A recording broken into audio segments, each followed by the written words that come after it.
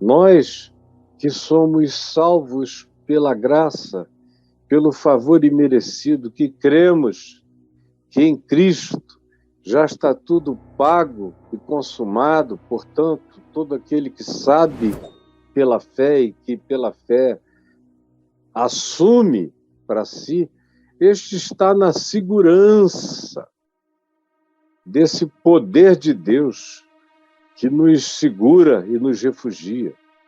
Pois está escrito, Deus falando, destruirei a sabedoria da presunção dos sábios e aniquilarei a suposta inteligência dos entendidos, dos que dizem eu é que entendo, eu é que sei. Eles ficarão enlouquecidos com a minha revelação. Por isso Paulo pergunta, uma pergunta retórica, dizendo onde é que está o sábio? E ele está na Grécia, em Corinto. Está perto de Atenas. Você vai de manhã para Corinto e volta à tardinha, numa viagem rápida, não é longa. Ali do lado, e ele pergunta, na capital da sabedoria, no país dos sábios, aonde está o sábio? Quando ele diz onde está o sábio, ele evoca todo aquele panteão grego de sábios e de filósofos e de pensadores extraordinários que continuam a ser referência de pensamento filosófico até o dia de hoje, do ponto de vista da filosofia clássica. Onde está o sábio? Aonde está o escriba, o acadêmico, o dedicado aos textos de sabedoria histórica, os cientistas culturais, aonde estão? Aonde está o inquiridor, aquele que perscruta, o pesquisador, o que debulha fatos? Aonde está o inquiridor deste século que questiona tudo no mundo, no nosso aeon e em qualquer aeon? Onde estão os estudiosos do tempo, do século, da era? Porventura, responde ele, não tornou Deus louca a sabedoria do mundo? Eles veem o evangelho e dizem é loucura, e eu, que vejo a vida a partir do evangelho, olho para eles e digo, meu Deus, tanta gente boa, mas que erigiu um edifício inteiro filosófico em cima de um pressuposto totalmente equivocado. A fundação é falsa, por isso o edifício não tem consistência solucionadora. Eu nunca ouvi uma pessoa me dizendo, olha, eu vivia perdido até o dia que eu li Platão. No dia que eu li as primeiras obras de Platão, Crítias, que eu li A República, que eu li as descrições dele sobre a Atlântida, eu fiquei tomado de uma alegria tão grande que a minha vida mudou, e eu me transformei, e eu me tornei uma pessoa cheia de amor, de coração, pronto para servir a vida e o próximo. Eu até hoje, pode ser que haja alguém, eu só não encontrei ninguém que, por amor a Sócrates, tenha se transformado. Não encontrei ninguém que, por impressionar-se com Epicuro, ou Epícoro, como vocês queiram, teve uma mudança transformadora na vida, ou que tenha ouvido e lido a filosofia estoica e compreendido os ensinos de Zenão e tenha dito, meu Deus, a minha vida se encheu de uma alegria transformadora e de sentido revolucionário. No máximo, eu vejo pessoas resignadas com o estoicismo, ou qualquer outra filosofia, eu não tenho tido a sorte de encontrar. E, aparentemente, Paulo também não. Porque ele pergunta, cadê o sábio? Cadê o escriba? Cadê o questionador da era? Aí ele diz, porventura, não tornou Deus louca toda a sabedoria, todos os sábios, todas as conjunções de saberes deste mundo? Porque elas são erigidas sobre pressupostos bonitos. Para quem não tem maiores profundidades, parece até ser um fundamento sólido. Mas para quem olhou para uma profundidade maior, vê que está faltando a pedra da esquina, que os construtores, sábios, filósofos rejeitaram, que os religiosos rejeitaram, mas que Deus decidiu constituir aquela rocha de esquina, o Cristo, o Evangelho, na pedra angular, para medir toda edificação que não vai cair. Porventura não foi assim? Porque na sabedoria de Deus, o mundo, os filósofos, os perquiridores, os bons entendedores, não o conheceram por sua própria sabedoria.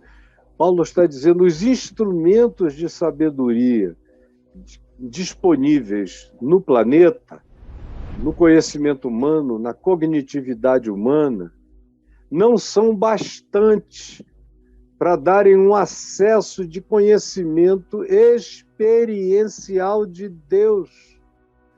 Porque a palavra conhecer, relacionada a Deus, é sempre vinculada à experiência, ao conhecimento experiencial de Deus.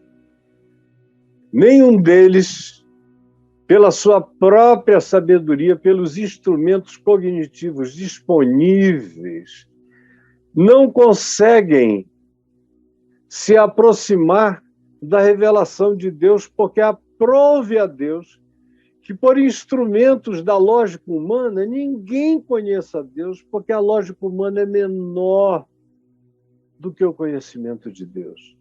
Deus pode ser experimentado, mas ele não cabe em nenhum logicismo, em nenhuma filosofia, em nenhuma teologia, em nenhuma sistematização de pensamento. E quem pensa que pode enfiar Deus dentro de um sistema de qualquer que seja a natureza, Paulo diz que é um louco. Porque Deus é maior do que você. Porque Deus não cabe em nenhum sistema humano de conhecimento, nem é acessível por nenhuma ferramenta humana de acessibilidade científica de qualquer natureza. Porque na sabedoria de Deus, ele definiu que o mundo não o conhecia, não o conheceu, nem o conhecerá pela sua própria sabedoria, pelo seu próprio instrumental, pela sua própria presunção cognitiva, porque aprove a Deus salvar, separar, dar segurança, imputar justiça, graça, paz, salvar, aprove a Deus salvar por sua própria sabedoria, pela sabedoria divina, que é a sabedoria da fé, que é a sabedoria manifesta na cruz, que é loucura para os que se perdem. Mas para aqueles que deram o passo, que pisaram no vazio do abismo e que se entregaram pela fé, mesmo sem enxergar nenhum caminho lógico na direção de Deus, mas sabendo que Deus está para além de mim, de toda lógica, e que ele só pode ser acessado pela fé. A fé transcende a razão, a lógica, o racionalismo, o logicismo, a filosofia e todos os aparatos de conhecimento de natureza científica que nos levam longe mas não são capazes de atravessar a substância primal e dar de cara com o rosto de Deus. Isso só acontece pela fé. Foi porque Deus decidiu que, se não for pela fé, que é uma graça que não depende de inteligência, nem de justiça própria, nem de cultura, nem de academismo, mas é uma graça que ele compartilha com todos os homens quebrantados e humildes de coração, com todas as mulheres simples de espírito na vida. São esses aqueles a quem aprove a Deus salvar pela fé, pela loucura do que eu estou fazendo aqui. Imagina, eu sou um doido para muita gente. O Caio é um doido, meu Deus. Ele podia estar dando aula em tantas faculdades, ter feito cursos de doutorado, de pós-doutorado, em áreas as mais variadas. Seria como eu vi a minha vida inteira. Você seria um luminar do que quer que você entrasse para fazer, porque Deus te deu muita inteligência e uma memória e uma capacidade criativa extrema. E você fica pregando o Evangelho, sua vida inteira vai ser assim mesmo. Já recebi tanta proposta para fazer outras coisas, mas o meu coração repudia todas as propostas, todas as muito melhores remunerações, porque eu encontrei o que me paga com salário de vida eterna. O salário do pecado é a morte, mas o dom gratuito de Deus é a vida eterna em Cristo Jesus, porque aprove a Deus me incluir, me abraçar pela loucura dessa pregação que eu compartilho também com você aqui e agora,